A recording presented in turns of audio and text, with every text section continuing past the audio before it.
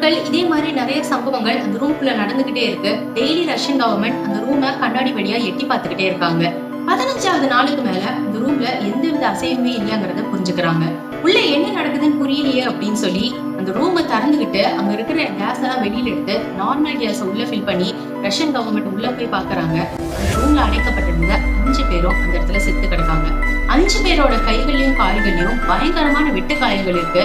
அங்க இருக்கக்கூடிய எல்லா வெட்டு காயங்களுமே அவங்க தன்னை தானே தாக்கிக்கிட்டதுன்னு ரிசர்ச் மூலமா கண்டுபிடிக்கிறாங்க. இனி இப்பேற்பட்ட ரிசர்ச் பண்ணா இது மக்களுக்கு தெரிஞ்ச பெரிய பிரச்சனை ஆயிடும்னு ரஷ்யன் கவர்மெண்ட் அந்த ரிசர்ச் அப்பவே ஸ்டாப் பண்றாங்க.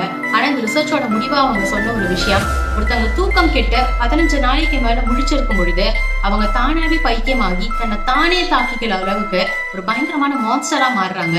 மனுஷங்க எந்த அளவுக்கு கொடூரமா கெட்டவங்களா இருக்க முடியுமோ அந்த ஒட்டுமொத்த ஈவிலுமே ஒருத்தன் தூங்காம இருக்கிறப்போ வெளிப்படுங்கிறத அவங்க சொல்றாங்க.